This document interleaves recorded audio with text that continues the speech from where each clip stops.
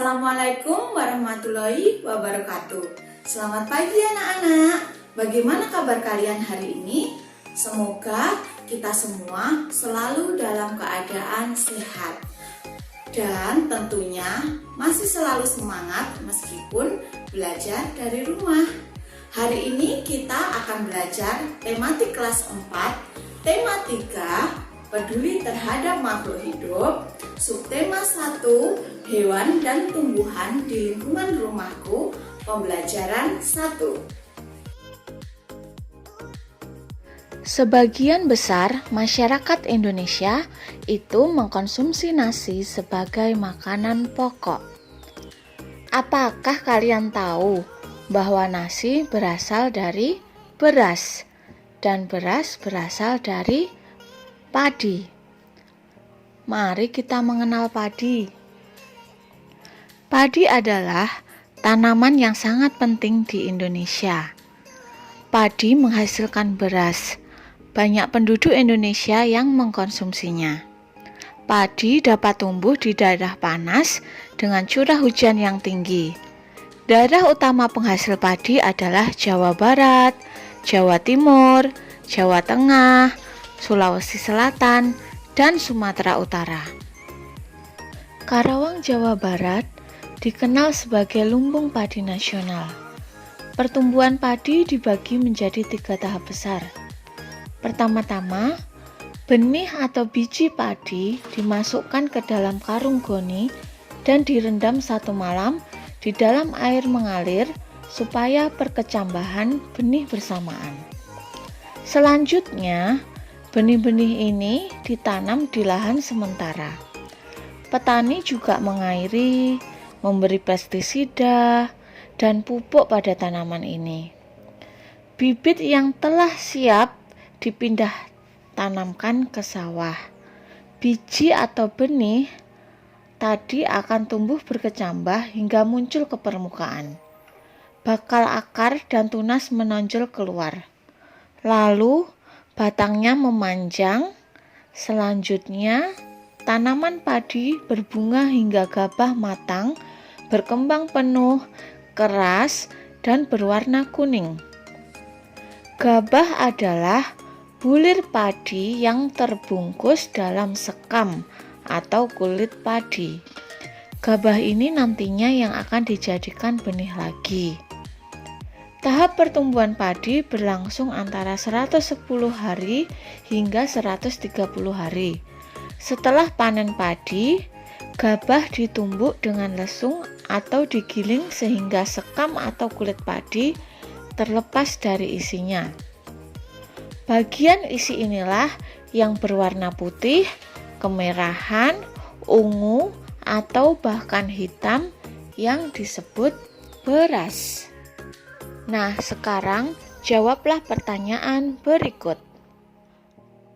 Apa isi bacaan di atas? Mengapa tanaman tersebut penting bagi masyarakat Indonesia? Di mana tanaman tersebut dapat tumbuh? Berapa lama proses tanaman tersebut? Dan apa yang dimaksud dengan gabah? Tulis pertanyaan dan jawaban di buku tulis kalian. Nah, kalian tadi sudah belajar tentang bagaimana padi tumbuh.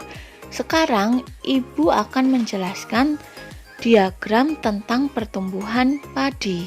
Di sini ada 3 gambar. Yang pertama, ada gambar padi direndam 1 malam di dalam air. Kemudian ditanam di lahan sementara. Selanjutnya, biji tadi akan tumbuh. Bakal akar dan tunas menonjol keluar. Lalu batangnya memanjang. Setelah batangnya memanjang, tanaman padi berbunga hingga gabah matang, berkembang penuh, keras, dan berwarna kuning. Setelah berwarna kuning, padi tadi siap untuk dipanen. Karena banyak dikonsumsi oleh masyarakat, tanaman padi bisa saja berkurang jumlahnya. Oleh sebab itu, petani harus menjaganya. Berikut adalah beberapa cara untuk mempertahankan padi tetap dapat dinikmati masyarakat Indonesia. 1. Menjaga bibit agar dapat ditanam kembali. 2. Menjaga lahan pertanian. Jangan sampai lahan digunakan untuk kebutuhan lainnya. Misalnya, dijadikan untuk mendirikan bangunan. Ketiga, menjaga kebersihan lingkungan sekitar. Sampah akan menyebabkan banjir. Apabila terjadi banjir, maka tanaman padi tidak akan tumbuh. 4. Saluran air dijaga agar tetap mengalir. Yang kelima, penggunaan beras yang tidak berlebihan. Jumlah penduduk yang meningkat akan meningkatkan kebutuhan yang besar terhadap padi. Penggunaan beras sesuai kebutuhan akan sangat membantumu. Bacalah teks berikut dan isilah tabelnya. Yang pertama ada pantai. Pantai adalah daerah yang berbatasan langsung dengan laut. Pantai ada yang landai, ada pula yang terjal. Pantai yang landai biasanya digunakan untuk objek wisata. Gambar yang kedua ada dataran tinggi. Dataran tinggi adalah permukaan bumi yang ketinggiannya 500 meter di atas permukaan laut. Dataran tinggi biasanya dimanfaatkan untuk peristirahatan, objek wisata, dan usaha perkebunan. Gambar yang ketiga ada dataran rendah. Dataran rendah adalah permukaan bumi yang datar dengan ketinggian kurang dari 200 meter dari atas permukaan laut. Pada umumnya, dataran rendah berada di sekitar pesisir pantai. Dataran rendah banyak digunakan untuk berbagai keperluan, di antaranya pertanian, peternakan, perumahan, dan industri, serta beberapa jenis kegiatan perkebunan seperti perkebunan kelapa dan tebu. Selanjutnya, isilah tabel berikut. Ibu akan contohkan isian tabel untuk dataran tinggi. Nanti kalian melengkapi untuk tabel pantai dan dataran rendah. Untuk dataran tinggi, ciri-cirinya adalah ketinggiannya 500 meter di atas permukaan air laut. Dan sumber daya alam yang ada di dataran tinggi itu ada tanaman, sayuran, dan buah-buahan.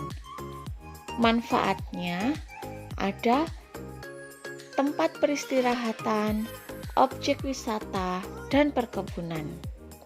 Sedangkan mata pencaharian penduduk di dataran tinggi itu ada petani dan pekebun. Sekarang lengkapi untuk tabel pantai dan dataran rendah ya. Sekian video pembelajaran hari ini. Tema 3, subtema 1, pembelajaran 1. Semoga pembelajaran hari ini bermanfaat. Selamat belajar, selalu jaga kesehatan, dan tetap semangat. Wassalamualaikum warahmatullahi wabarakatuh.